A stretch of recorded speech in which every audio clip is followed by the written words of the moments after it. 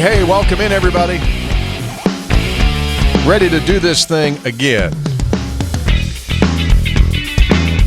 After we surprised you yesterday with that special edition with Mountaineer basketball coach Josh Eiler, we're back. That was nice. Yeah, it was very nice. Well, if you haven't listened to that one, make sure you do. Today we begin our preview of the Duquesne Dukes. So we're going to title this one called the Duquesne Preview. How's that? Pretty good? Excellent. It's very creative. Seems to work. Episode 486. Dean's here. Hoppy's back. You knew that if you watched the Josh Eiler episode, but we didn't do the deep dive yet on Hopster that we're going to do a little bit on his recent trip. We'll talk about that coming up.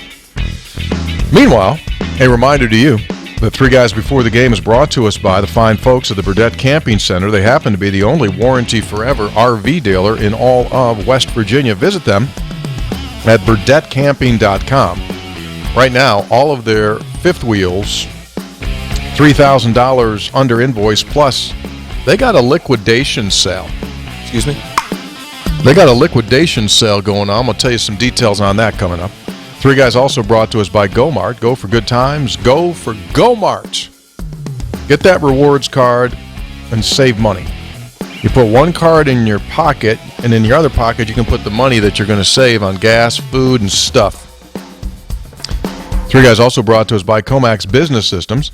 They keep West Virginia's business data safe, secure, and efficient for 25 years and counting. You name it. In the business space, they got you covered. When it comes to managing your IT, safety, remote monitoring, equipment, they got it. Three Guys also brought to us by Lou Wendell Marine Sales in St. Albans. They sell family fun. Been a hot week. Be a great week to be pontooning. Get that breeze blowing, get that thing cranked up a little bit. They happen to be the state of West Virginia's #1 pontoon boat dealer.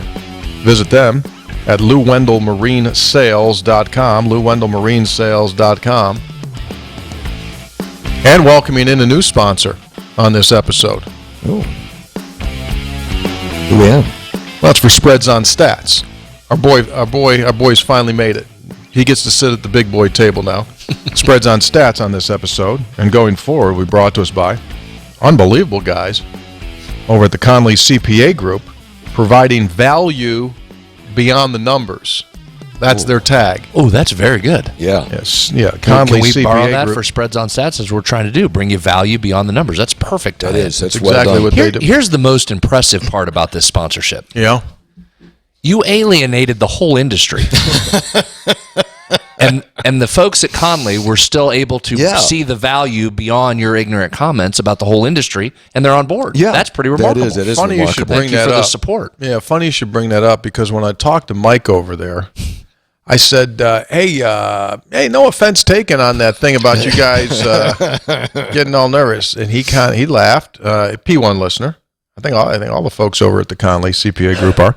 And he said, I said, well, am I right on that? He goes, yeah, you're kind of right. He said, what happened was, COVID came. Remember, they moved when your taxes are due. They got away from the conventional April 15th. He goes, I'm not sure if, I said, well, be like someone coming to me like first weekend of September and me going like, can you believe football's starting?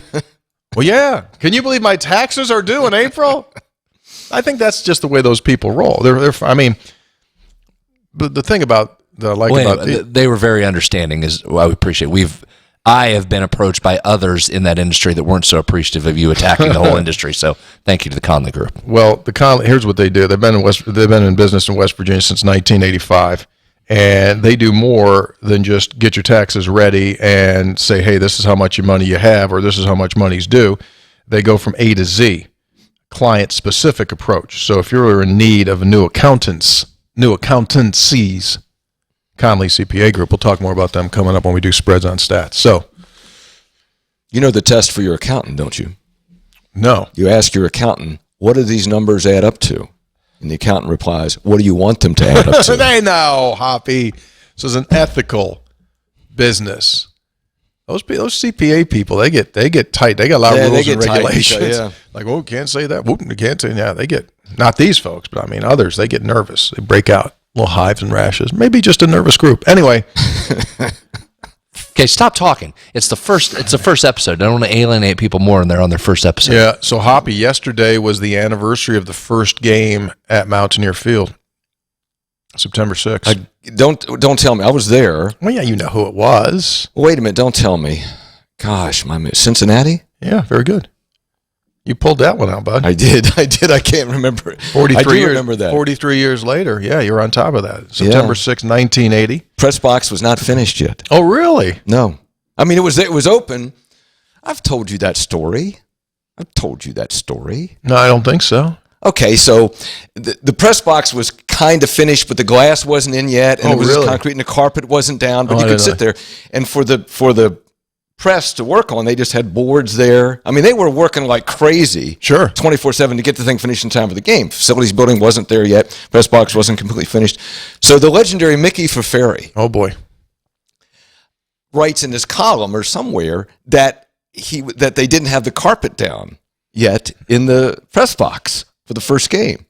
So the next home game, and I got to know the project manager, who was a great guy. Next home game, the carpet still wasn't down, but under Mickey's seat, they put a little square of carpet,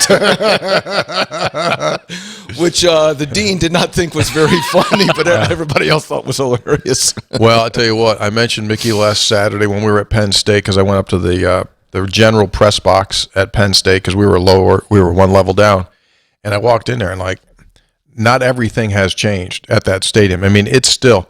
And I walked down there. Really? Kevin Kinder was down there. Greg Hunter was down there. And I said, guys, as I make this walk toward you, I'm surprised I'm not seeing Shorty Hardman, Mickey Faferi, Bill Smith, Bob Baker, and all those guys because it stopped in time. It's the same thing. Really? Wow. Same thing. Same box. That's incredible. Yeah. Anyway. All right. We've got one of 3 in a row at home for the world champion Mountaineers on Saturday.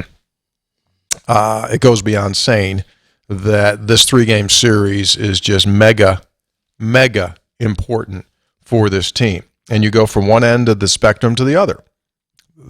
Talent-wise, West Virginia played the most talented team that it's going to play this season last Saturday. Now, I'm not going to say the best team because potentially teams grow, so teams are going to morph, and not necessarily the most talented team is the best team. But you can say the most talented team that they'll see for sure, and they may have been the best team that they'll see. But with all due respect, obviously, just scholarship-wise and things like that, Duquesne's on the other end of that spectrum. So this is a team that you must play you must have a great deal of success in this game, I think, if you're going to have success going forward in this season. And I looked at some past years when West Virginia is that occasional 4-7 that propped up like in the 80s and things like that. You can see what happens in these games when you're not going to have a good year. Yes. It's actually a game. And when you're good, it's like 2/4 of it, it's done and over. See you later. So that'll be one indicator on Saturday. Tony, I'm looking forward to the start of the season Saturday. I think you should always begin the season at home against an FCS opponent. One thing you should never do is start the season on the road against a Power 5 opponent. I'm glad West Virginia did not do that this year. So you started home against a manageable opponent. I was out of the country, so to me, the game did not exist. I was not present, so the game did not occur. Did the tree make any noise when it fell in the woods? Nope, not at all. So let's get the season started Saturday. If Kirchhoff's feet aren't on terra firma USA, then the season hasn't started yet. So starting Saturday. Looking forward to it. Yeah. I thought you'd have the hang of it by now since it was 3 years in a row on the road against a Power 5. As Neil Brown pointed out very pointedly. Yeah. But you know what? I did enough research to be dangerous. And obviously West Virginia will be a heavy favorite, Brad. But, this is a good program. Mm-hmm. It is. I mean, the head coach, Jerry Schmidt, has been there 19 seasons. They typically have winning seasons. They've won the Northeast Conference like 5 times. They've been to postseason play a couple of times. I know this won't impress Mountaineer fans. A couple of years ago, they beat Ohio University. They have not had success against Power 5 teams. TCU, Florida State beat them like they stole something, beat them 40. But I tell you this, it's a well-run, established program. Mm-hmm. So they're not a bunch of jokers coming in. It's a real program that gets good players out of Pennsylvania and other places. Yeah, and they'll have some guys. 11 Division I transfers coming in, FBS transfers. I think it's even more, 14, something like that coming in. Mm-hmm. So, yeah, they'll have some talent. To me, this week's, again, all due respect to Duquesne, this is about West Virginia. This is about what West Virginia is able to do, and I think your point right there is what you try and watch in this game to see how much better they can look from week 1 now into week 2, recognizing the difference in competition.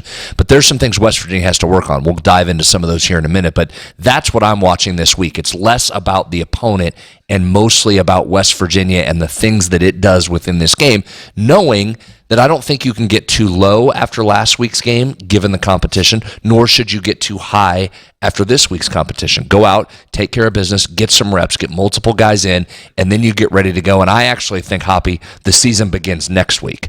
Okay. I think you're basically preordained to be 1-1 through these opening 2 games, and that next week, then you're off and running with the Pitt and the Texas Tech and the TCU and the rest of the Big 12 schedule. So take care of your business, work on some things, clean some things up, and then next week, it gets serious next week. You're saying this is kind of like a sorbet game? What does that mean? Well, I mean, you go to a fancy restaurant, right? Mm-hmm. They'll give you a little something to get things going, start a little start you off, and then after they give you something that's got a pretty significant flavor to it, then they'll give you some sorbet. A little palate cleanser. Does that cleanse the palate? Cleanses the palate. So you're saying... Yeah, we did that somewhere the other day, didn't we? We were tasting. Yeah, but you did it with a waffle. We were tasting, and then we cleansed the palate. Well, that was just sparkling water. Yeah, well, it was a palate cleanser. But you're worried, but you always... But as Mountaineer faithful, we always have to be worried that it's midway through the third quarter and it's 13-10 or something. That would be of great concern. That would be of great concern. This needs to be... It needs to be what it was last year against Towson. 66-7 or whatever that was, where it was West Virginia just handled its business. I don't think it's 66. Do you? I don't think it's that. Well, I don't know that it'll end up that way, but that dominant kind of win, a game that's never in doubt, and you're able to work on your things. That's what you're looking for. Okay. I mean, I'm sure Duquesne doesn't agree with that. Is there a line on the game? There will be, not yet. Okay. What do you mean by that? What? What do you mean there will be? There will be a line. It's not out yet. Why? FCS, FBS games come out later. Will it be 35? It's probably in the ballpark. Okay. Those games come out later. Why do you think that is? Not as much information. Okay. But there will be a number. There'll be a number. Yeah. We have a text later on in the program. Professor Vinny, who apparently does a little bit more than just create gamification models. he was kind of asking about that as well, so which is totally fine. It'll be out. Okay. Probably Friday. Hoppy, you've done research on this? Well, I gave you everything I had. Well, their quarterback, Parentes, who he's been around. He's a guy, I think he was at Rhode Island, maybe transferred in. He was a starter 2 years ago, had a good year, got hurt last year. He's back. So, he's a guy that's played. 6 foot 220, so he's a stout guy. Again, I think at that level for a program, they have guys at that level. And it's but you should. There's no question you should take care of business. If you don't, then you have serious problems. I think they give you a couple things to work on here, too. We'll get into some of these areas. The couple things that I want to see from West Virginia, defensive backs, defensive backfield, pass coverage as a whole. And some of that includes the guys up front have to get some pass rush to help the guys on the back end. But you should get some work against these guys. They also played down a level to their opponent last week against Edinburgh. They were the much better team, and they dominated them. But this is a team in Duquesne that comes in with the fourth. Well, let me rephrase. Wait a second. Are you starting spreads on stats? No, this is a bonus. This isn't officially spreads on stats. You have to pay extra to get this? This is different. This is bonus. So out of the 428 teams graded by Pro Football Focus, so that's FCS, that's FBS, that's a lot. It's a lot of teams. 428 teams. Yeah. Duquesne had the 7th best coverage grade after week 1. Okay. Again, level of competition. Yeah. But you'll see. Yeah. You went from what was maybe one of the best coverage units in the country, all of the country last year in Penn State, to a Duquesne team that took care of its opponent that it should have? Can West Virginia's receivers go out and show you a little something? That'll be one to watch. Also, they threw the deep ball very well in the first game. So you want to see West Virginia's defensive backs? You're probably going to get a test. They were 4 of 5 on passes over 20 yards or more against, again, an inferior opponent for them. D2 opponent. In West Virginia, then theoretically, West Virginia's playing down in an opponent, the same as Duquesne did with Edinburgh. Can you stop that? So history will tell us this. Since West Virginia played in such a high-profile game to open the season, its emotions and its energies were at its absolute peak. And they swung it out and they battled, didn't get the result. It's physically, I think, and emotionally impossible for them to be as lit up this week. I'm just being... Are you suggesting a soft spot? Are you suggesting a letdown? So he's been gone. He hasn't been let. Probably in Africa, they don't let people finish their statements. Is that what that is now? Sorry, go ahead. My apologies. So my thinking is that physically and mentally, there's just no way to be as engaged as they were last week with all of that hype surrounding that. However, it still doesn't matter. You could be a couple of clicks down. You still have to go out there. There's no excuses whatsoever. There are no excuses whatsoever. Hey, had a hangover, emotion, like bull crap.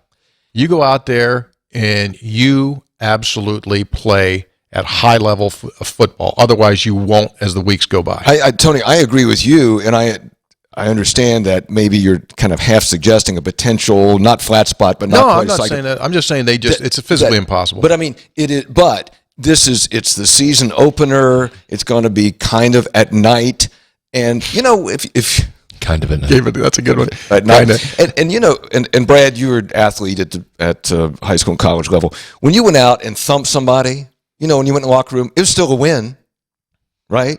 It's still a win. You still had the joy of winning, and after all that work, I mean, how much work have they put in over the last year? You know what you want to do? You want to win and play well. And play well. And play well. You don't just want to. Now, here's the thing. It's the definition of flat spot. It's the absolute very definite. The definition was created for these games. Coming off the Penn State to open the season with Pitt, to your traditional rivals, bookended by a game against a team that you're much better. It's the absolute definition of it. Now, that doesn't mean you're not going to win. That doesn't mean you were going to be flat. But the spot is exactly what the definition, what the term was made for.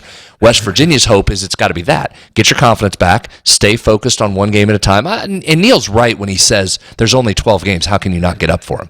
The flip side of that is it happens every week. There's teams that don't get up for games. So that's the challenge that this group has. They've got to make sure they're elevated up and come and play. Being the first game at Mountaineer Field should help. Crowd will help that. You're better than the opponent you're playing. You should have some success. That gets you bouncy. All that stuff should apply. Yeah. And if you get rolling, if you start out strong, you get rolling, it's fun to be winning. It's fun to have big games, and so that can build on it. But you're right. I mean, I would be much more worried if they were playing Texas Tech today. I mean, Saturday. And then playing Pitt. I mean, then would be a real flat spot. So here's what I think. Last week and the previous weeks leading up to the opener, they watched tape, and they looked at that Penn State tape, and they said, if I don't do this, I will be flat out embarrassed, right? Again, they watch the tape this week, and they go like, that's not what I was dealing with last week. I'll be fine. There's two ways to look at that. I'll be fine. You walk out there, and you think, I'm going to be fine, that's when you get absolutely taken aback.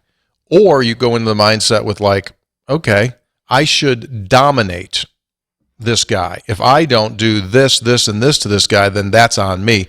That's when you see what the mentality of a team is. Don Nealon told a great story about when he was an assistant at Michigan, and it was the week they were playing Northwestern.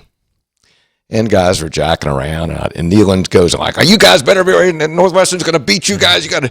And Nealon said, one of the players looked at him and said, "Coach, we're Michigan, it's Northwestern. We're going to beat Northwestern."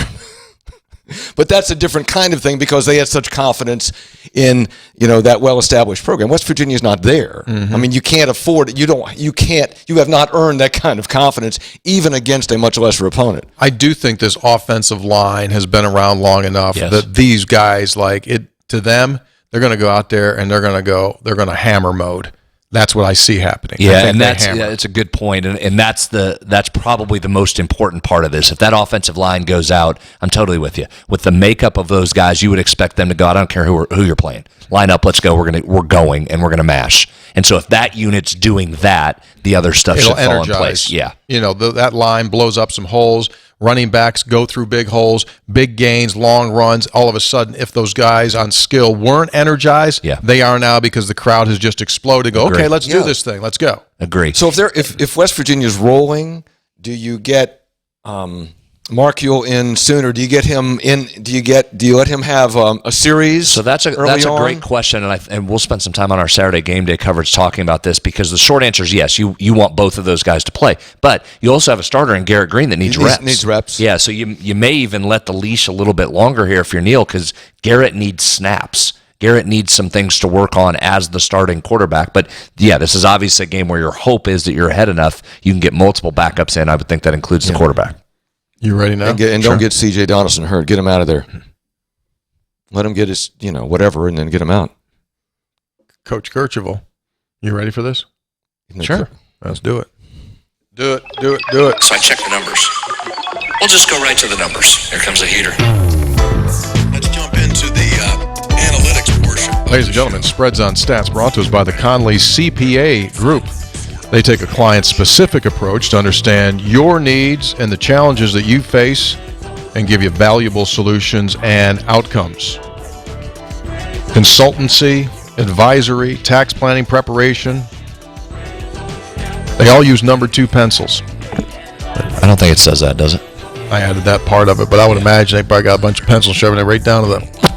Probably got one of those sharpeners. Got one of them sharpeners. They'll make on the edge of the desk. Yeah, they go both analog and digital when they do your stuff. It's Conley CPA Group.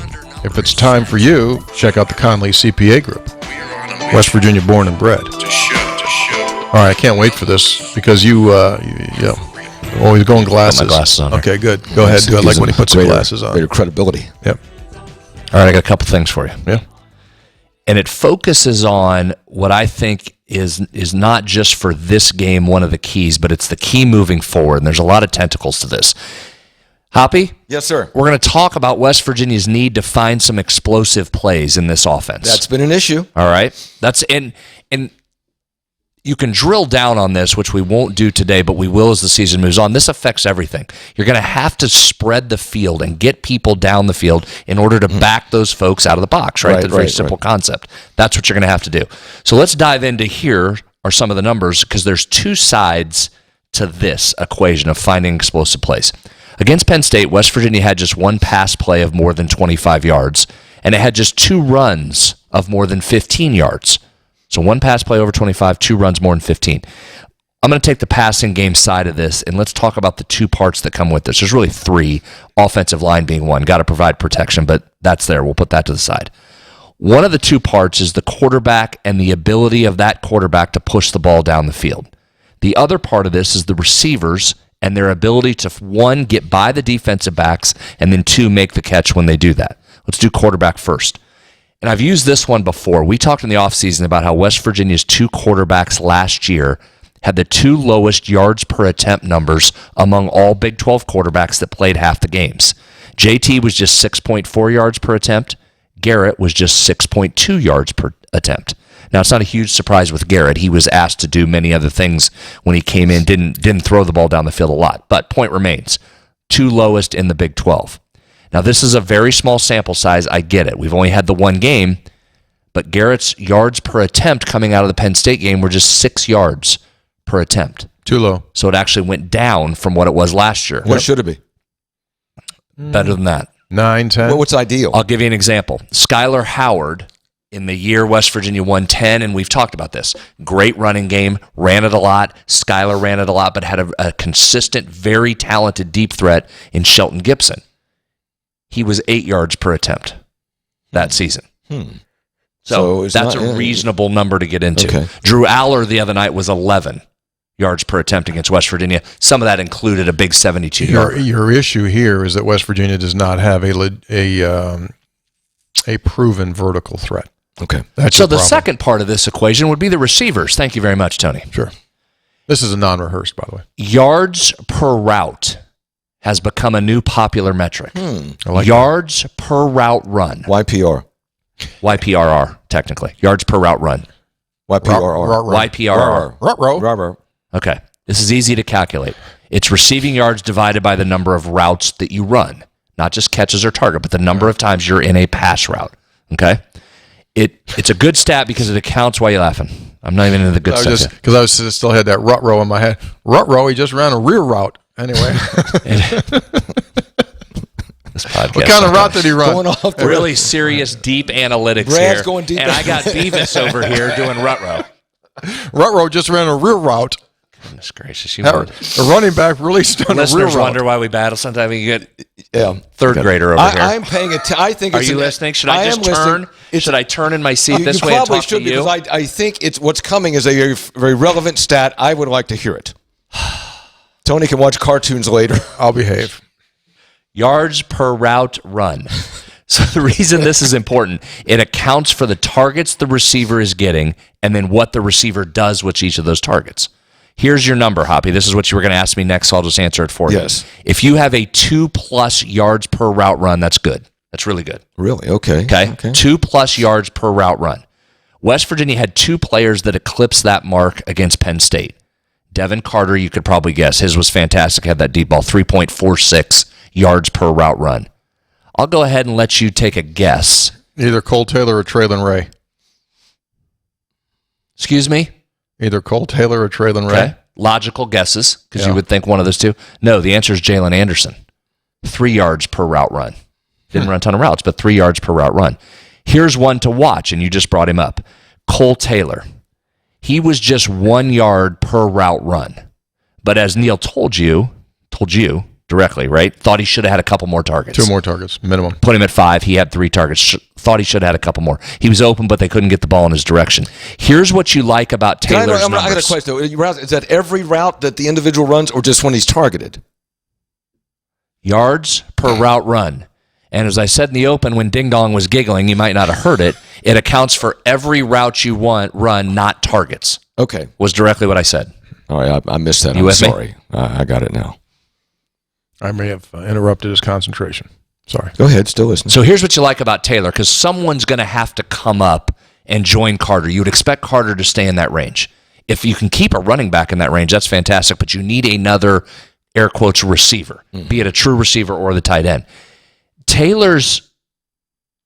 Cole Taylor's average depth of target, now this is another stat, stay with me here. His average depth of target was 14 yards. What is that? So give me a context. So is that good or bad? Or what is that? 3 times that he was targeted, on average, he was 14 yards down the field. Mm-hmm. So that's not every route run. That's the balls that are thrown to you. Okay. Average depth of target of 14. That's really good if you're West Virginia. You need that to happen. That gets him to the middle of the field, 15 yards downfield, and you're moving the sticks. But yards per route run, not there. Average depth of target, very good. But how much of that 1 yard? His was 1? Yeah, because he ran 30 routes, basically. So I bet you how hard is that to qualify when he's staying into run block and when he what I mean? Doesn't count. That's not a passing play yards per route run. Yeah. That's why you take in the routes that they're running. He wasn't the target on every one of those, but how many plays was he in for a pass play that he wasn't blocking? They take that into account. It's a heck of a stat. It's a really consistent measure. It's really well done. If you go back in and look, maybe I'll do that next week, pull the NFL guys that lead in yards per route run every year, and you go down the list, you go, yep, they're the better receivers. That further quantifies West Virginia's ongoing issues with big plays, right? That's what you're saying. I mean, that's what that means. That quantifies what we suspect. Yeah, that's why you're looking overall on that team. How many guys can you get into that 2 yards per route run? And this offense is obviously not built to have a ton of those, but you're going to have to find a second reliable option to go with a Devin Carter, who you would think and hope can keep that number up above there. But it's a different stat we haven't talked much about here, but it plays into a category that West Virginia is going to have to find a way to be able to push the ball down the field. Yeah, good point. Good stat. I think it was a solid effort on your part. It was very, very solid. You came out strong. Spreads on Stats brought to us by the Conley CPA Group, providing value beyond the numbers.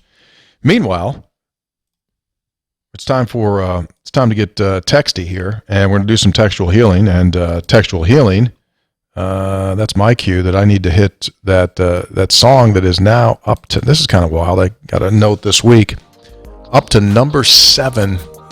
Number 7 in Innsbruck this week. Stunning how it got over there.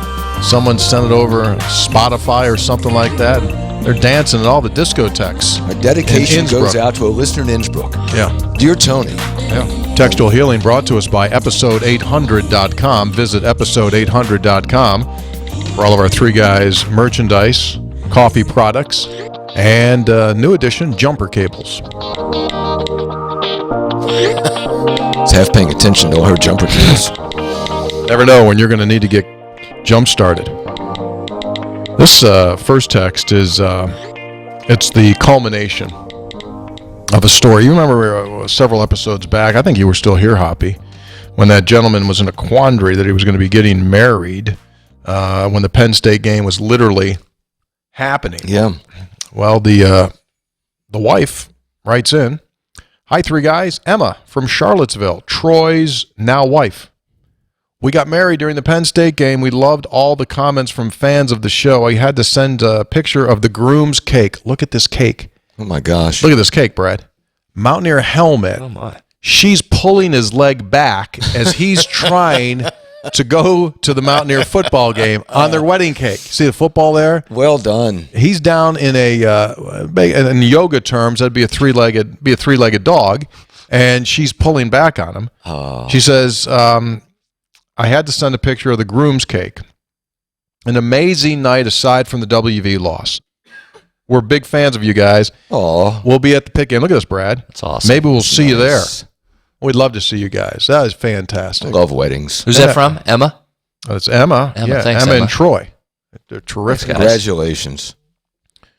Texter, hey guys, Brian from Williamstown. I'm curious to your thoughts about the secondary. It seems year after year, defensive backs are playing 10 yards plus off the line at the snap.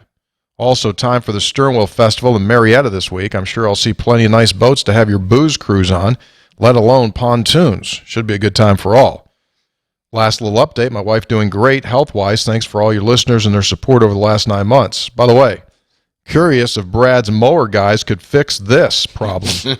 Wild night last night for us. The mower caught fire after mowing last night. Apparently, it happened, look at that, Oh, my. to look outside around wow. 9 while going into the kitchen, saw the fire out the window. All the family and the pets are safe. House is safe, but man, what a nerve-wracking event. Three area fire departments came to the house. Jeez. Anyways, just had to share as I laughed myself to thinking, well, here's a real problem for a lawnmower, huh, Brad?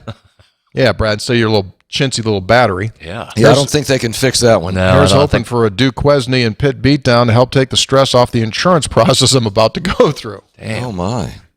That's Sorry to see that. Thank goodness that was a separate structure, Yes. not the garage. Exactly. That thing caught far. Texter. What? We didn't win a road game against a top 10 team in one of the hardest environments in the country in our first game of the season? Clearly, the only logical decision is to fire Neil Brown, hire Jimbo Fisher, elect Rich Rodriguez president, and rehire Bob Huggins as basketball coach. Or maybe we really can't draw any conclusion about the season from the first game. By the way, it was my first game with the baby, but he did not get to stay up and watch. There you go. Oh, Look at that little feller. we're getting a lot of Tell you nice what, we're pictures. just terrific. That's a young one right there. Oh, yeah, that's a baby. Yeah. That's a baby. Three Guys Before the Game brought to us by the aforementioned Lou Wendell Marine Sales in St. Albans. They do sell family fun, and if you're in the pontooning world, they happen to be the single #1 pontoon boat dealer in the state of West Virginia. Visit them in person in St. Albans or on the website at LouWendellMarineSales.com. That's LouWendellMarineSales.com. Hey guys, Tyler, Morgantown. I understand we were 3 touchdown dogs in this game, but it feels like with Neil, we don't have competent decision making. It's been that way since he arrived. For some reasons, it feels like West Virginia has lost its chip. Example, Neil says he's not discouraged. He should be discouraged because we left plays out on the field. We had a chance to win. Just because we were predicted to lose doesn't make it acceptable, and that's a huge problem with Mountaineer football. Colorado was a 3-touchdown underdog and balled out with a whole new roster. They made plays to win. Thanks, guys. Love the show. Hope you all enjoyed the atmosphere. Heard it was great. Tyler, 3 deep breaths, brother. 3 deep breaths. Let's just see how the thing plays out. All right? One game does not make a season. Certainly entitled to your comments, but let's just see. 3 guys. I'm an analytics guy. Neil's record, 22-26. To me, your record says you are what you are. Certainly that's a large enough sample size. Even if somehow he manages to win 6, he'll still have a losing record. W is nowhere close to being a routine top 25 team like we were under Rich, Bill, or even Dana. I cannot stand this mediocrity and lack of an identity. I'm assuming he's still being here, and the administration's complacency is all about money. If his buyout wasn't as high as it is, do you think he'd still be here? I think Ren Baker's made it pretty clear. I mean, we all know that this is a make-or-break season for Neil Brown. And this you know, in management, sometimes, I mean, you have to act, but also sometimes decisions make themselves, frankly, and you just sort of confirm it, and that's what's going to happen this year. I think this decision will make itself at some point in this season. Sean in Florida. So I'm at a local brewery. I had my West Virginia stuff on. Another patron gave me some useful information. Apparently UCF is paying homage to each opponent at home this season with a culinary treat. So you guessed it, when West Virginia plays, it's pepperoni rolls. I haven't confirmed it. I'm sure this isn't a big deal for West Virginians, but for this now Floridian, I can't wait to taste them no matter how mediocre they may be. UCF, 20 minutes from my house, and I'm looking forward to being able to go watch some West Virginia games there. The Kicking Nickies will be here in about 2 weeks. Football game in October. And I hope I get a chance to see Coach Mazey down here before he retires, signed by Sean in Florida. Well, I'll tell you this, Sean. I don't know how the pepperoni rolls are going to be at UCF, but whew. What? These bad boys right here. Where'd they come from? Yesterday when we recorded, you remember Laura was here? Yeah. Laura Aliff? Yeah. So Laura Aliff bought us, this might be a few remnants of multitude that she left us. There was hot, there was mozzarella, there was cheese, and things That's like what's that. left? Well, I mean, they went well. And so she brought us this and that peanut butter cake, which should be illegal in about 49 states. Because like really good. Are you kidding me? I'd never had peanut butter cake before. Good? Good ratio. Unbelievable. Now, Laura, of course, the daughter of the legendary Doc Stevens, former longtime PA announcer. Yeah. Doc was the best. One of the best. Yeah, it was. Great Doc guy. was the best. From the College of Creative Arts. The best. Long-time PA announcer. Going way back. So thank you very much, Laura. That stuff was great. Texter, I did my best to will the Mountaineers to a victory over Penn State. The 2 missed field goals let me know that I need to buy a pallet of these candles. I might be alone in thinking this, but a lot of positive to take away from Saturday. So there you go. You had a lucky flame candle, and that's why that kid from Penn State missed those 2 field goals. Either that or that's why that outbuilding caught fire. Different text, Hoppy. Oh, sorry. It's a different guy. 3 guys, couple of takeaways from the game. I appreciate Brad's breakdown on Sunday. I thought the running game, running D, performed solid. CJ, star in the making or made. Couple of call-outs. CJ seemed to have very limited touches in the second half. Why? Biggest concern in a pass-heavy, high-scoring league, how concerning is it our secondary and our inability to score quickly with big plays? Kept it close, but Big 12 teams spread the ball. Even if we don't cover in the secondary, we're going to have a hard time keeping up. Also, with a history of rich quarterbacks over the years being the most pass-heavy league, how have we not been able to recruit a true spinner of the ball? I know JT didn't work out, had expectations, but we should be an attractive spot for quarterbacks. Thanks for your insight, Andrew in Pittsburgh. By the way, we were all pretty pumped about JT Daniels. Let's be fair. Oh, absolutely. Everybody was pretty pumped. Oh, wow, JT Daniels here. And in the first couple of games, we were like, hey, this guy can, we're pretty good. Pretty good. And then he faded, but JT Daniels looked, I mean, for months, we talked about, hey, man, this is great. JT Daniels in here. So I imagine the coaches thought the same thing. Just didn't work out as everybody had hoped. I'm still interested to see where this offense goes because the one thing that you've talked about over the last 4 years is everybody opined and couldn't wait to get a running quarterback, right? If nobody's running, why won't they pull the ball? Why won't they? You got a quarterback that was really successful running the ball. If you can get the passing game to come along a little bit here, have Garrett make those passes that he needs to make, the easy ones in particular, and push the ball down the field a little bit, I'm excited to see what this running game can do in this offense. Yeah. Absolutely. Because I think we saw Saturday, the line is ready to go. The line is talented as we thought. You've got a good stable of backs, and the quarterback adds a real added dimension. They're not just on the designed runs, but the ability to take off and make plays with your leg. Yes. You just got to keep coming with the passing game. Agreed. Next week, September 14, 15, and 16. 14, 15, 16 next week, Burdett Camping having its semi-annual liquidation sale. What's that mean, you might be wondering? All their 2022s and all their 2023s, all those units being liquidated. Learn more, go to burdettcamping.com for all the details on the deals and the discounts. That's burdettcamping.com. Tell them the three guys sent you. That's a hell of a deal. So RV folks, everything. When I say everything, that's everything. That's fifth wheels, travel trailer, the whole thing. 22s, 23s, all liquidated. Go to Burdett Camping. Check it out. We got a contest we're going to do as well on this Duquesne game. Got a prop coming up. Yeah, I'll give it to you in a second. Okay. Oh, with all the speculation on where's Hoppy, it's been rumored that he has once again been spotted in St. Petersburg, Florida at a live music venue. There he is. You said you went to Africa, and there you were in St. Petersburg. That is one of the better pictures. That does look like me. Probably got a little more hair, but I mean, it is a legitimate doppelganger for sure. Texter, Brad said that he's sure James Franklin didn't know the point spread. Well, there was a story on this very thing on ESPN.com about a year ago, and coaches said they all actually are aware of the point spread because it was brought up to them by alumni booster types all the time. And it's impossible to ignore. Brad, why were you so wrong? Must not have come through well enough in the audio version. That was dripping with sarcasm. Yeah, I have no doubts that the point spread was well known. Now, I'm not insinuating, Hoppy, that anybody had any money on the game. I'm not saying that. But for coaches to say they're not aware of the point spread, I don't believe that. Is it because coaches pride themselves on being aware of everything, so they would know. But you don't think that they scored that last touchdown because of that?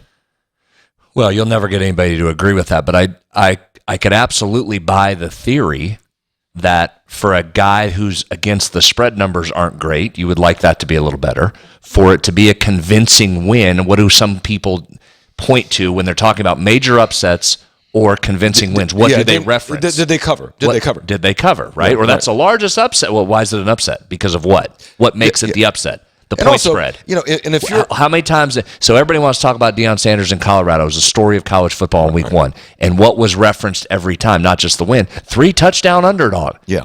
There's almost no way you cannot know the spread. I'm not saying you're putting money down on it. I'm not saying you're playing the spread. Right. It's almost impossible to be as dialed in as people are in programs and not know what the number is. So there's I'm going to come up with performance against the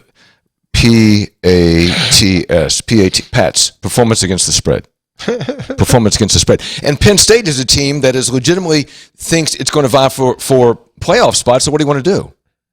Doesn't matter who you're playing, you want to win convincingly, right? Well, and margin of victory is a metric they use in the playoffs. So whatever. But anyway, to the texter's point, that was sarcasm that I said that.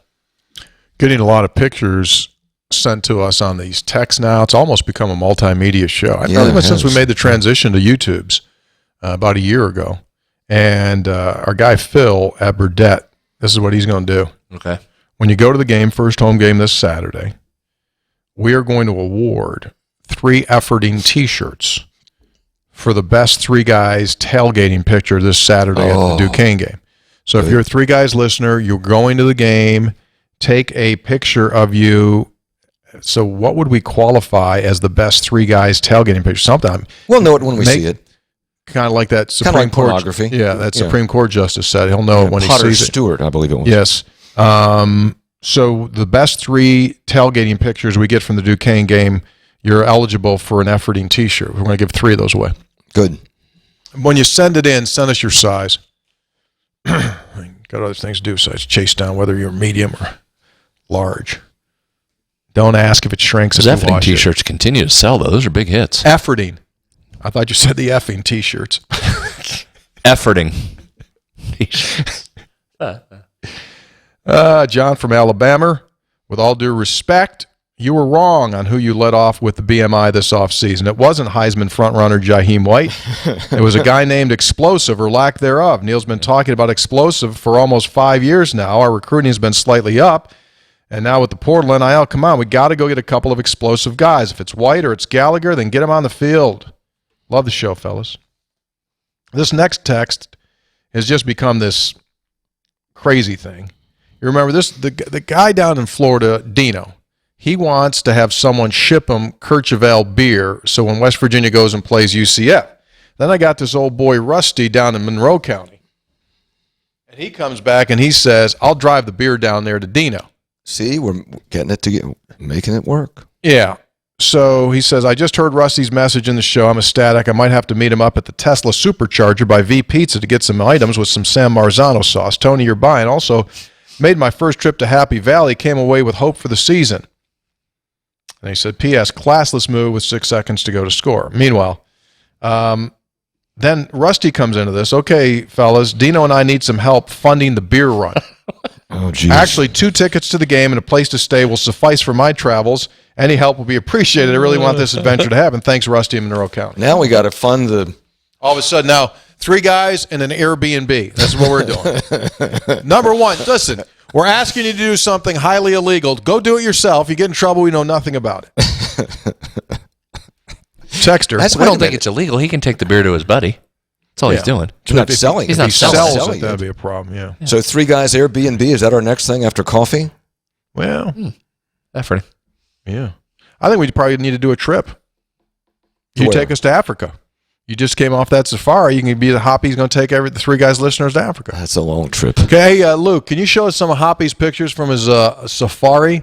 For those that don't know, Hoppy went to Rwanda and spent some considerable time there, and literally, look at that silverback. That's the male. How far away was he from you? About as far as from me to the door over there. 10 First yards. down away. First down away. There's no glass or any barrier there. No. So if that thing turns and charges, you know how fast that'd be up on you. Oh, they move very easily, very gracefully. They're really remarkable. This is up in the mountains of Rwanda. You remember the Dian Fossey? You remember Gorillas in the Mist? Sure. That's what this is. This is a reserve up in the mountains of Rwanda where she was a conservationist to protect the gorillas. And there's something like 26 different families of gorillas, and they've been expanding because they protect them now. So we hiked up. They break the tourists up into groups, and we hiked up to see this one particular family. There was one big silverback male and probably about 6 or 7 others. Pictures are amazing. Go ahead, Luke. Flow through some of those if you would. There's one of your guides. That's MT. Mountaineer fan? Guide. Did not know. Oh, I did.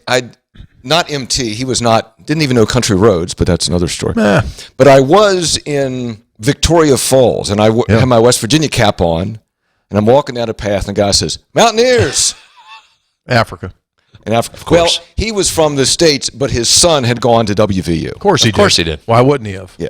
Hit me with a couple probably more has there, land in Monroe County, too. Now, I could not get any Kirchhoff. Did you ask? Did you ask him if they wanted to carry? I didn't ask. That was Zimbabwe beer. That was just... How did it taste?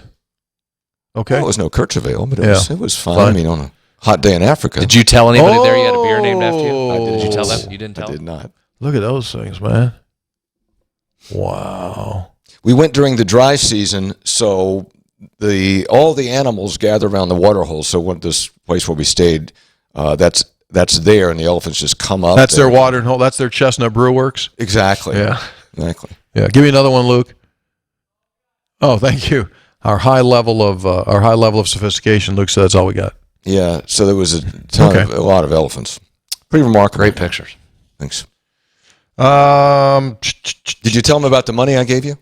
Yeah, you gave me $100 billion. Yeah, in Zimbabwe money. It literally says $100 billion. Yeah, $100 billion. Worth what? I bought it for $1.25. Pretty good. During the dictatorship of Robert Mugabe, although it started as democracy, the things were going to hell in a handbasket, and inflation was running rampant, and so they were issuing these bills that really weren't worth anything, and they discontinued their local currency, their national currency, and actually use U.S. dollars. They don't use Zimbabwe money. They use U.S. dollars. Yeah, everything's in U.S. dollars. How about that? Texter, gentlemen, Ben and Scott Depot. James Franklin punching a garbage TD, 6 seconds to go. We're rolling through campus back to our car, so I didn't see a total Bush League. Not getting near enough tension or scoring. I heard unconfirmed that nobody in his presser asked him about it. Bush League again. And Tony is correct about Beaver Stadium. It's total paradox. Worst audio sound system ever. PA guy never mentioned our ball carrier, only the Penn State tackler. I didn't know that. Is that right? Oh, that would be wrong. That would be wrong. That would be so very wrong if that's true. Bush League, student section was Dana Voice. Yeah, pretty good. As good as Auburn's, which was fantastic. I hope Neil's around for what goes around comes around. P.S. I got to meet Maria Taylor. She couldn't have been nicer. Well, there she is. Maria Taylor there for NBC Saturday Night Football. Yeah, she's terrific. She just fantastic. Texter, just back from a cruise in Hawaii. Listened to the game while on a tour bus.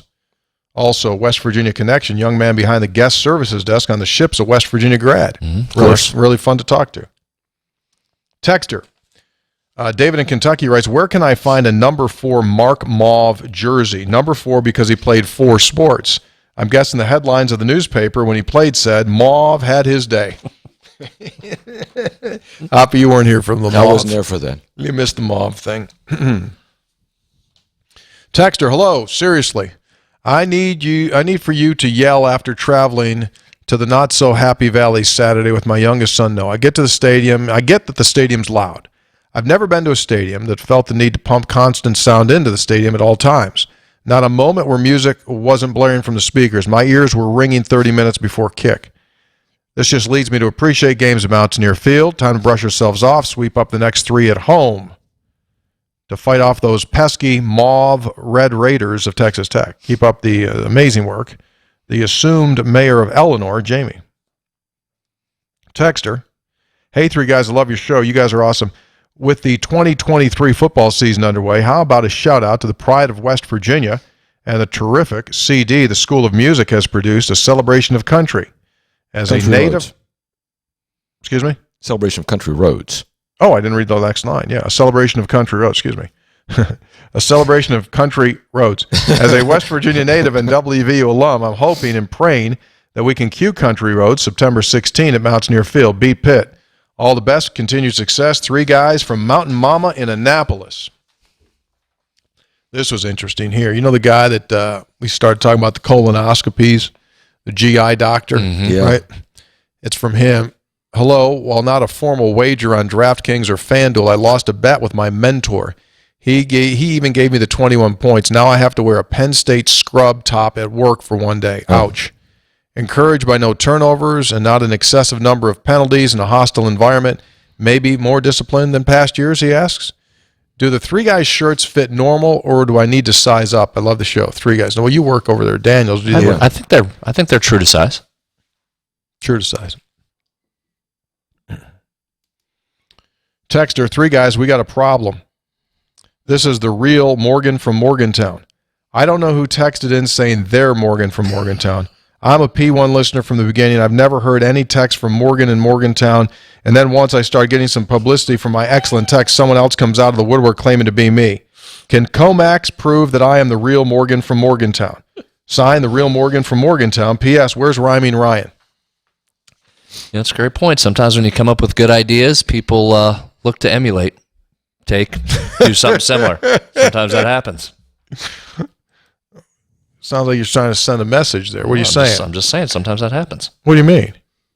Like if we come up with an idea, someone takes it? I just said sometimes when people come up with good ideas, I'm talking in generalities. Happens. Speaking of Comax, there's so much more than your local copier guy. Take care of all of your business equipment needs. Plus, they can handle your business data, your IT security, even your phone system. And they will become your partner, allow you to focus on your business, stop worrying about all your data and documents, don't get burned. ComaxWV.com. Texter, This person says that Penn State fans were very nice, asked us over for food, pepperoni rolls. Oh. Caleb on the edge in the gorge in Fayetteville. P.S. The sky is not falling quite yet. A lot of football yet to be played. P.S.S. We didn't get credit for the 2 touchdowns the squirrel on the field scored for us. John from Oklahoma City writes, Scope, spreads, and the dearly departed Dean. He had you out, Hoppy. Garrett Green's 80 grade from PFF suggests he's not one at fault for our passing woes. Do you place the responsibility at the feet of the O-line or the receivers for not getting the ball downfield? Be both. Room for both, or all three. I said the line's got to block, which did a pretty good job. Garrett's got to hit people and they get open. The receivers have to get open. It's all those. Was there a grade on, like a high level, very specific grade on Green? Yeah, was the best on the team. One of the best in the Big 12 over the weekend. 80. Really? Yeah. He was productive. And that was needs to clean up a few passes, but he was productive. And that's critical because what was the concern previously? Decision making, right? Well, and we're probably doing what is so typical. I mean, how many times did I come on here and talk about it's critical that there's no turnovers? Garrett Green cannot turn the ball over. Didn't have any turnovers, and we just kind of say, Garrett had a nice game, no turnovers, and we move on to the next thing that they didn't do well.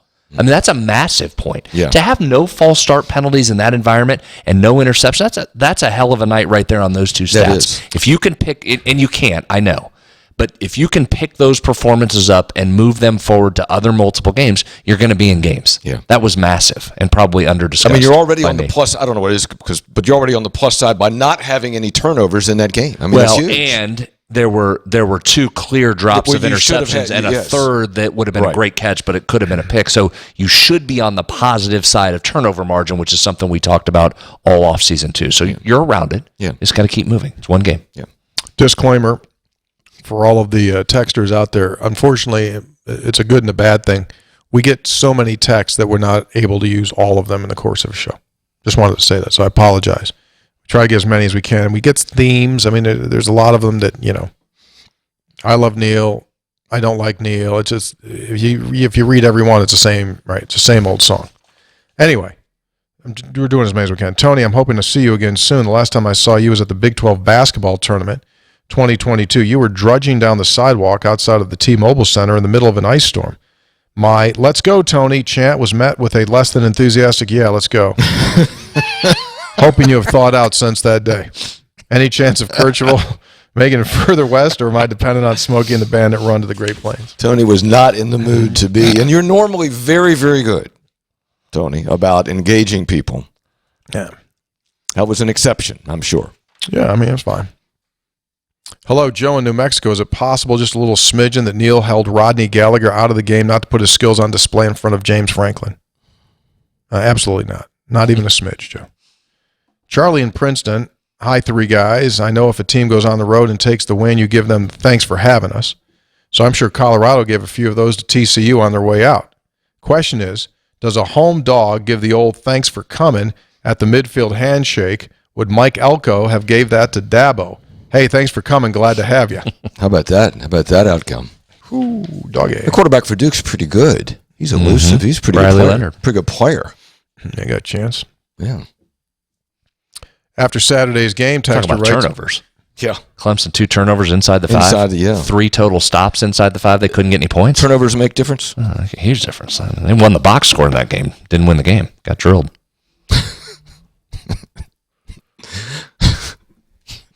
I love this time of year. I do. I just love it, man. Weird stuff happens in games. I love it.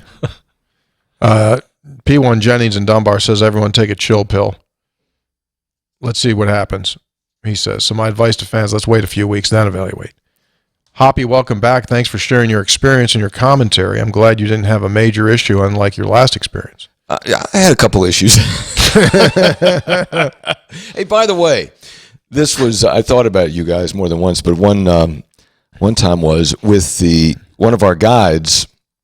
His name was Obbs, and he spoke very good English, but his native language, tongue clicks are part of the language. Exactly. So when you do that, so his name was actually Obbs. Really? Yes. What was his name? Wait a second, what was his name? Obbs. Obbs. Now, I assume he doesn't have a text line, but you tell him he's gonna get emails that are mad that he's tongue clicking when he says his name. But yeah, it's just, and I said, really? He goes, yeah. Now he did a lot better than I did it. But what's his name? Obbs, like OUBZ or something. What's the name if you do it? Obbs. He was great, by the way. Charlie from Midlothian. When he ever got out of the truck, always had his rifle with him. I kind of like that. Oh, yes. I like that. His rifle. Charlie from Midlothian. Outstanding interview with Josh Eilert. Mountaineer Nation should feel very confident about the season after hearing the way Josh has taken control of the program, his interactions with the players and coaches. At the end of the season, his title will be, just like Ohio State, the head basketball coach. Brad and I talked about that this morning. I don't think we talked about it on the show yesterday because it would have been an embarrassment to Josh, who was to coach, who was here. But we spent a total of about an hour and 45 minutes with him on the air and off the air. I told Brad I'm a prisoner in the moment, but I came away really impressed. Not that he needs to impress me, but just his demeanor, the way he carries himself, the answers that he gave. Tony and Brad, you guys have heard so much coach speak over the year that when you hear someone really try to answer the question honestly and give you specific information, it is so informative, entertaining, and refreshing. He was great. I thought the scouting reports on each player were a lot of fun. There were some things, Tony and I talked about this. We've each known him the full time he's been here, 17 years. He still dropped a nugget on there that I did not know about. Spending 2 years on a reservation. Yeah, I thought he was very forthright and had a good time with us. Busted chops. Yeah, busted chops right away on Tony, which was good. Had a really good time. Great interview if you haven't heard it yet. Yeah, go back and check that out. Texter, hey guys, love the podcast. I watch every week. It's been a rough stretch for Mountaineer football for a while, and as important as recruiting is, the best recruiter is probably at Hurricane High School. Maybe West Virginia can pick up the phone. I appreciate it. Keep up the great work. Signed by The Valley. Texter, watching Eilert interview, I have to say I'm just outright excited to see him on the sideline. Came across as up to the task and confident. He definitely hyped up my excitement for the players. I'm really excited to see a new offensive philosophy this season. Texter, P1 listener, I'm going to keep this short. I live on a non-working dairy farm in White Post in Clark County, Virginia, which borders West Virginia. I know it well. Hoppy like you, I hiked 2.5 hours, but into the jungles of Uganda to see the mountain gorillas. The only restriction was no touching the gorillas, even though the juveniles tried to take your hat. It was a wonderful experience. Uganda mountain gorillas truly live in a rugged jungle. Uganda also offers a chimpanzee safari. Oh my. Look at these pictures, Brad. Yeah. Oh my God. Second to last photo. The last picture is... He got better pictures than I did. Oh, he did, Hoppy. Well, maybe if you didn't bring a disposable camera. I mean, my film. I had. No, hey, well, Luke, go back to the one with the dude. So he goes, last picture of my guide in his new Mountaineer hat, just about ready to sing Country Roads. But so you see the guy there in the black jacket, and then the guy next to him. That's the only place you find that outfit. That is the only place those dudes wear that. He's not only got the equivalent of a snowsuit and camouflage, but that hat just tops that whole thing off, doesn't it? You can't get that anywhere else. And them boots? Yeah. So anyway, Uganda also offers the chimpanzee safari.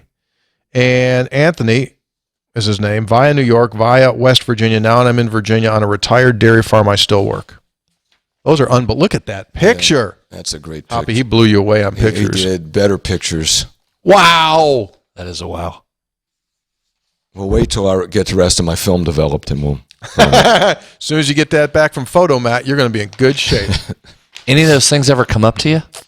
To Sam, who I was one of the people traveling with us. Yeah, he was stooped down taking a picture, and the gorilla came up and grabbed a camera strap, and Sam didn't know what to do. He was like, what do you mean grabbed it? Yanked it, or just kind of touched it and looked at it? Grabbed it and sort of pull on a little bit. And they tell you don't engage, so Sam didn't know what to do, and finally just let go, and then pushed Sam aside and went pushed him out of the way. The gorilla pushed him away? The gorilla pushed him out of the way. Forearmed him? Yeah, forearmed him. Well, Sam wanted to see gorillas. Like a guy in the 4 spot getting position. Mm-hmm. Just like that. Pushed him out of the way. That's awful close. It was not a foul. Part of the game. Part of the game. Play on. A texter says, a popular trend is noting 3 things. Well, here are my 3 things after one game. First, there will be opportunities for this team. I'm not sure that much will come easy for them, but if they want to go out and have a solid season, they can. If they want this program to take some steps forward, it is possible. Second, I know I'm not alone in looking forward to college football season. It's far and away the best and the shortest. But here is my problem. My fellow WVU fans are just sucking the life out of it after just one game. I'm not naive. I know a change may be needed to be made, but does it have to be front and center every second of every bleeping game? We all realize what's at stake. I don't need reminded. Let's see what happens before we fast forward to December. I saw one person who wrote, they want the next coach to be anyone except Neil. Seriously, what a dumb way to look at things. Third, and I say this jokingly because it's a hell of a lot harder than people think, we know why Beanie Bishop is a defensive back. In actuality, he was in position to make some plays. That's a good thing. He'll have more chances. Signed by Sean. By the way, if they do change coaches, by definition, it would be anybody except Neil, since he would not be the coach. I am anxious to see where this team goes. Me too. Again, I'm not sure what people's expectations were. I heard all summer, you've got no chance to go in and win at Penn State. And they went in and got beat at Penn State by a better team. Okay. Now come back. You should take care of business Saturday, and then it begins. And that's a really massive 3-game stretch coming with Pitt at home, Texas Tech at home, and then at TCU. And then I still say there's winnable games on the rest of that schedule. Well, and after the first, see where it goes. Yeah, after the first week, and I haven't broken down all those games, but you're like, well, TCU got beat, Texas Tech got beat, Baylor got beat. So maybe, that tells you that maybe this league isn't as dominant. It's just going to be that 4 through 10 that we talked about. Okay, what did we talk about on here? 4 through 14, the win total was within 2 of each. Yeah. By definition, that tells you there's going to be a lot of games that could go either way. What'd you see in weekend number 1? Yeah. There were some games that went the other way than one. So let it play out. Let's see what happens here. Texter. Charlie writes, scope spreads and the returning one. Mauve was in vogue on several of the last podcasts. We still have 2 table lamps and mauve bases in our living room. Also, there it is. There it is. Also, while growing up on the west side in Charleston, my parents had a trendy Harvest Gold refrigerator. Let's get a convincing win on Saturday. There it is, man. In all of its glory. Mauve. So what was the mauve thing? I'm sorry. Had a great run. Unavailable. They said, so Texter asked, it seemed as though great athletes are always named after great colors, like Pat White and various players. And they said, what's the greatest athlete that you know of whose name was a color? And I thought about it a little bit, and I said, in high school, I had a kid named Mark Mauve, who's a 4-sport letterman. It's not true. No, Mark, he played 4 sports. Basketball, soccer, football and soccer in the fall, and played baseball in the spring, basketball in the winter. Mark Mauve was a great athlete. And Brad, he thought it was the funniest thing in the world. I don't know why. And I told him, I said, Mark didn't play in college, but like the color mauve, he had a great run. It didn't last a long time. He said mauve. He said mauve had a great run. Looked at me and said, I think you know.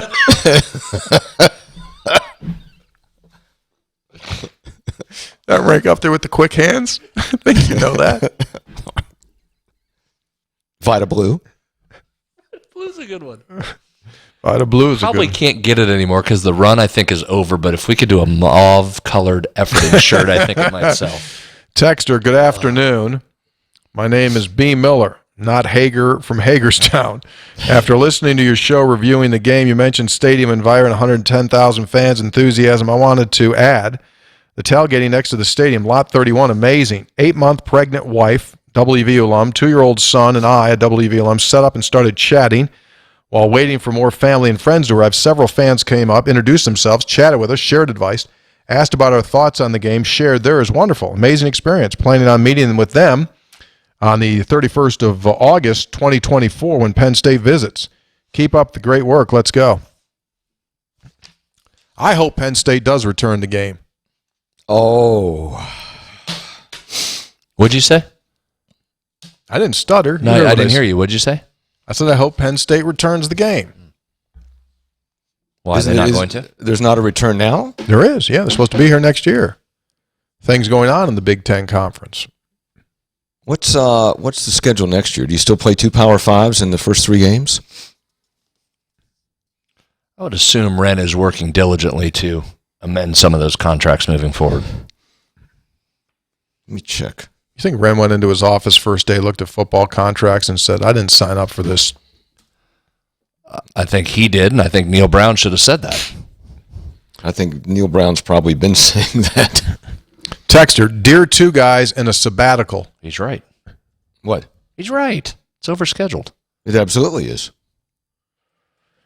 Dear 2 guys in a sabbatical, the first 2 games are essentially a preseason. I'll have to remind you that West Virginia only holds a slim 4-3-1 record against the devilish Duquesne. The vaunted series was played regularly from 29 of 19 to 1935. Oh, jeez. The last time they played in 35, Duquesne conquered WVU 19-0 with comparative ease. Outplaying the Mountaineers both through the air and the running attack, head coach Christy Flanagan, who coached only 1 season for the Dukes that year, said, we whipped them good. He retired after that season to work in the shipping industry. Yeah, we whipped him good. The young men came out and fought hard. It's time for payback 88 years later. I'll tell you what, I saw Christy Flanagan. I said, Christy, you can't leave the boys now. You've done too good of a job for them. Christy, don't leave them now. You've got them right where you want them. He said, no, I'm going to the stockyards. That's what I'm doing. I'm going to go to the shipping yards where I can make a day's wage and get a day's meal.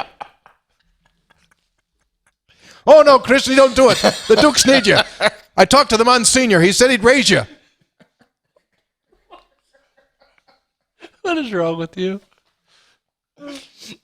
No, we couldn't talk Christy out of it. Okay, next year you open with Penn State at home, then you play Albany at home, and then you go to Pitt. Penn State, Albany, and Pitt. I mean, come on. Really? I have to hold I mean, back. that's okay. I have to, I mean, I have to hold back. It just when West Virginia was, I mean, before league play, and you had Pitt and Penn State on the schedule every year, that was different. That was part of the regular schedule. Yeah, because you had Rutgers and Temple. That's why. You went like, okay. Others, and yeah. Jeez. Anyway, the rest of this text, in all seriousness, what the heck's the spread for the game? I can't find it. The reason why, listen, I mean, I get the theory of getting those teams on the schedule because it is entertaining. Like, we liked playing Virginia Tech last year, and you caught them at a good time. The Pitt game last year to open the season was an unbelievable environment. Yes. I get the theory behind it.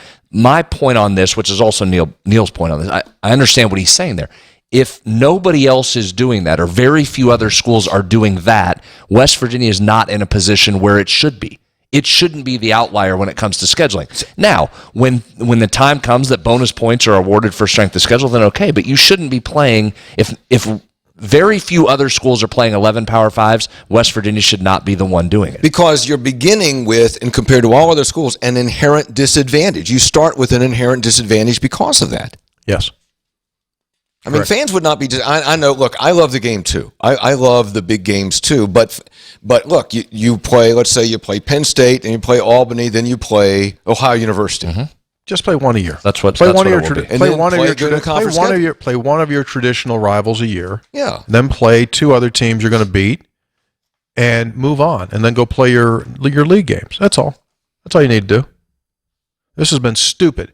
This is malpractice of scheduling, is what this has been. And if in fact Neil Brown loses his job, one of the reasons he got screwed in his scheduling. One of the reasons will be the scheduling. No question. Not the entire reason, but one of the reasons. No question. Texter. Well, there's no question. And anybody that comes next, whether that's now or in a few years down the road, you think their agent's going to come in and say, yeah, the schedule looks good, keep it. Huh? You think that's going to happen? So, and again, I would assume Wren is in the process of trying to get out from some of those games so you can make it a little more competitive. But that's going to be number one on a wish list if and when a change has to be made. Whether it's now or in 5 years, doesn't matter when that change. And fans, I know it's a generalization. Like, look, fans want the Penn State game. Fans want the Pitt. I get that, and so that's an advantage for the fans. You know what else fans want? Wins. They want winning seasons. Mm-hmm. You know who used to kill themselves on their schedule? Syracuse. Really? Yeah. They overscheduled. Cost him. Texter, following up on Brad's request. Last week you read my text detailing how my dad, brother, and myself got a treehouse Airbnb for the Penn State game. As requested, here are some pictures from our experience. I want to see this. Our treehouse was only 8 minutes from the stadium. Wow. And our hosts, despite being Penn State fans, were extremely hospitable. Oh. We had a blast on the trip. The only thing that could have made it better was a Mountaineer win. Check My that God, out. that is a treehouse. That's literally a treehouse, Kirchhoff. That is. That's really There's nice. any sleeping areas there or any bathroom facilities? Or Well, yeah, I mean, I'm sure they got something there. Huh. That looks really nice, How man. about that? How about that for innovation? Hey, my old boy makes that an Airbnb, huh? Well done. Thanks to for the Penn text. State. Hey, just because slept we're in a tree. Hey, just because we're interested, send us another text. Tell us what the bathroom situation was there. Was there like an outhouse? Bathroom and sleeping. Yeah, can you let us know what the mattress situation was, running water, food? I tell you up there, I tell you what mine would have been at 3 a.m. Hoppy would have fell off that doggone thing. Hop, where you going? Wah! Texter, last one. I am getting concerned that you guys might break up before episode 800, especially now that you have referenced the Beatles. So, you need to do what the Eagles did. Break up now, act like you will never reunite. Hell freezes over. Then in 2 to 3 years, shock the world by getting back together for the biggest stardom, and then you can make it up to episode 1000. Signed by Not Craig in Craigsville. # break up the band.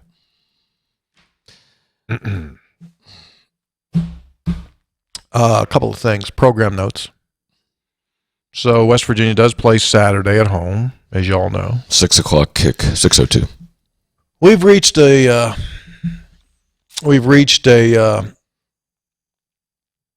hurdle that we cannot overcome with the food court for this week. Oh.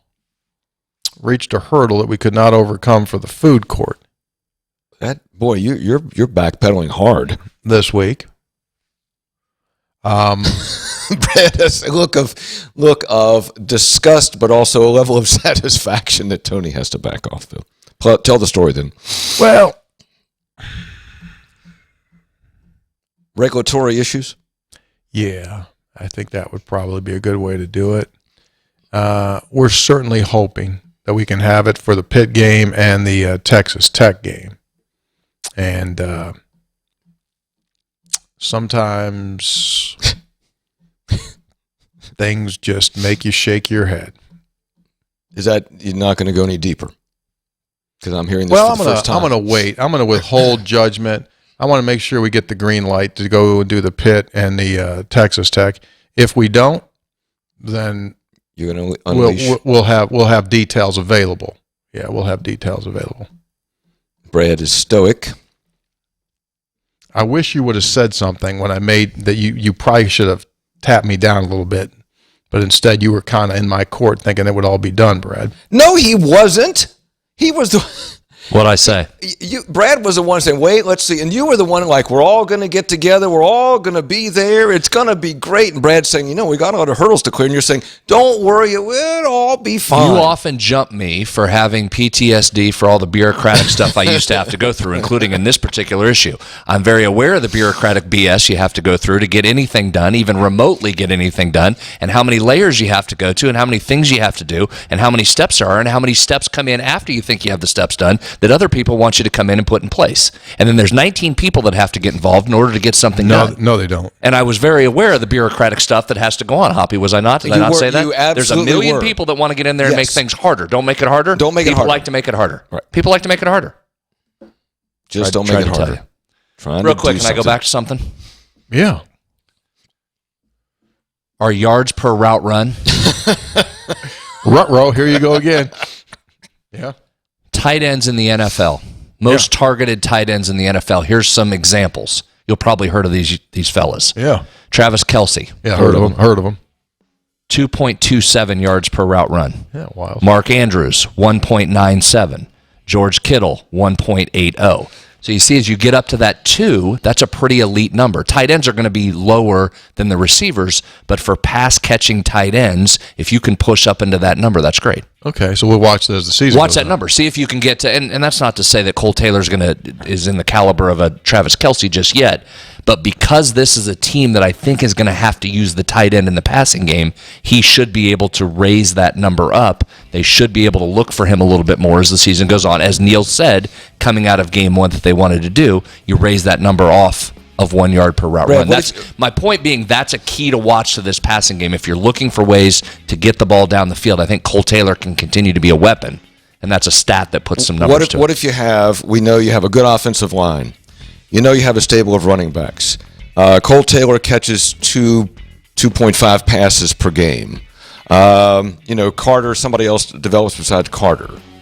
I mean, you can talk yourself into a better, more productive offense, can't you? 100%. Yeah, I think that's the formula. You can kind of control the middle of the field. You can run up the middle when you want to. That Philly Eagle push has been excellent in short yardage situation. You find Taylor across the middle, Carter around the outsides and middle, Green taking off. Yeah, I think there's some things there. Yeah. That's one of the things you have to look at, though, is getting the ball downfield. I think Taylor can be one of those guys. He's not the 70-yard touchdown play. No, but hit him over the middle for 18 yards. He can work in that 10 to 20-yard range. He can work in there. Yeah. So we'll keep an eye on that number as it moves throughout the year. Don't forget our Burdett Camping promotion.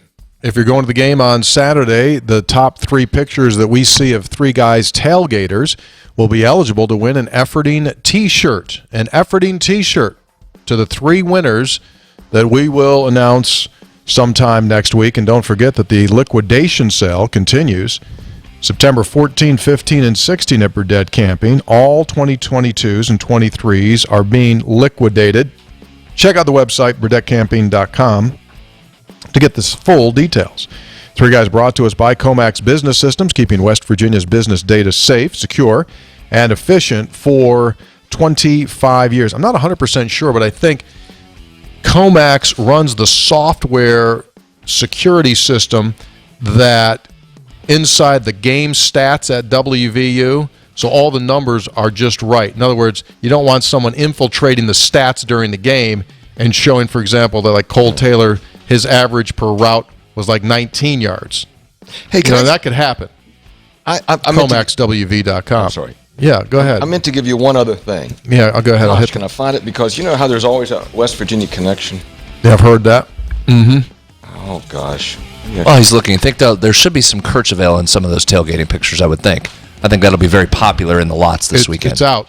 The fresh batch is he just made more, right? Yes, he did. Yes, they did. Cans and Chestnut draft. Brewworks, yeah. Get yourself a Sixtel. 3 Guys also brought to us by Lou Wendell Marine Sales in St. Albans. They sell family fun. Visit LouWendellMarineSales.com. Go-Mart. Go for good times. Go for Go-Mart. If you're coming up to the game, stop at the Go-Mart. Get stuff. Awesome. Get your rewards cards. Save money, food, gas. Get it all up. And our new sponsor our Spreads on Stats, the Conley CPA Group, providing value beyond the numbers. Sean would do a good one on that. And the Conley CPA Group, providing value beyond. That's all Don. That one, Don Cricky. That was Don. Who were you trying to do? I was trying to do Sean McDonough. Conley. That would be well. It's Conley. Similar. Conley CPA Group, wonderful people, providing value beyond the numbers. What did you have? We always want the West Virginia connection. I went searching for it. Duquesne's cornerbacks coach, Darnell Richardson, is a Marshall grad. And Logan Lutz, their backup tight end, his dad is Sean Lutz, who played for the Mountaineers. There we go. So there you go. Always West Virginia connection.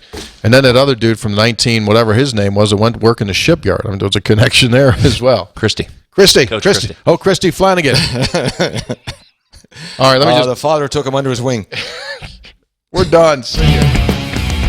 Bye.